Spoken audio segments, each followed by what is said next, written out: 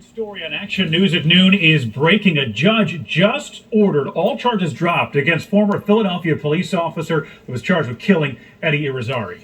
Now, the judge cited a lack of significant evidence against former officer Mark Dial. Dial was charged with murder for the deadly shooting in Kensington back on August 14th. Dial's attorneys argued that he fired in self-defense and should not be charged with murder. Let's get right to Action News reporter Maggie Kent live for us in Center City with more on the stunning results of today's hearing. Maggie?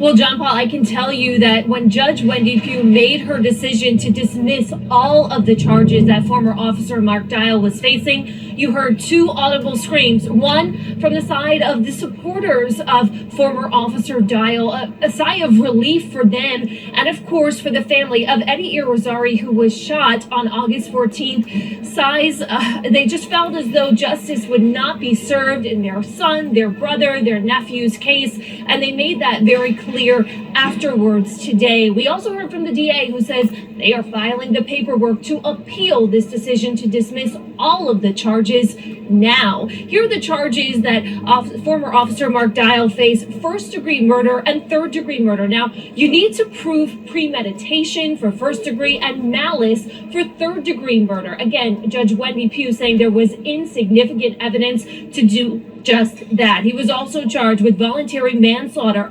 aggravated assault, simple assault, and official oppression. Now, I have to remind you, it's not just the murder charges that were taken off the table, but all charges. Dial was being held at a Philadelphia prison and will be released based off of what Judge Wendy Pugh decided this afternoon. For the Irizarry family, who had to watch the body camera footage again and again today of Eddie being shot and killed on August 14th on a Kensington street after a traffic stop for erratic driving. They say this is no justice at all. It sends a message that police can do whatever they want.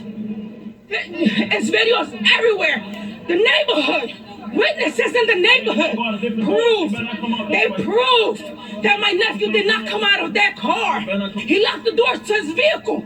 His windows was up. Where's the threat? Even if he has a small pocket knife, where's the threat? Where's it?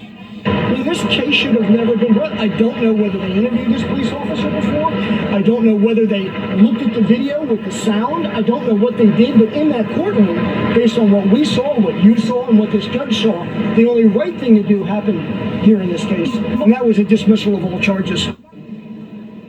Again, all of those charges, about 5 or 6 of them dismissed against Mark Dial, a former Philadelphia police officer. The judge saying there was insignificant evidence. In this case, we did see just this morning arguments from both sides, but of course, they also presented evidence. We saw the body camera footage from Dial's partner. We saw Dial's body camera footage, and we also saw an aerial view from a doorbell camera of exactly what happened, surveillance of what happened during that traffic stop. We also happened to see Dial take Irizarry to Temple Hospital to get him treatment. Of course, he died on August 14th. The family says, we've spoken to their lawyer before, they are filing a civil suit against the city and potentially against Dial himself. And as I mentioned, the district attorney says they're heading right back to the office right now to file an appeal. We're live at the criminal courthouse. Maggie Kent, Channel 6.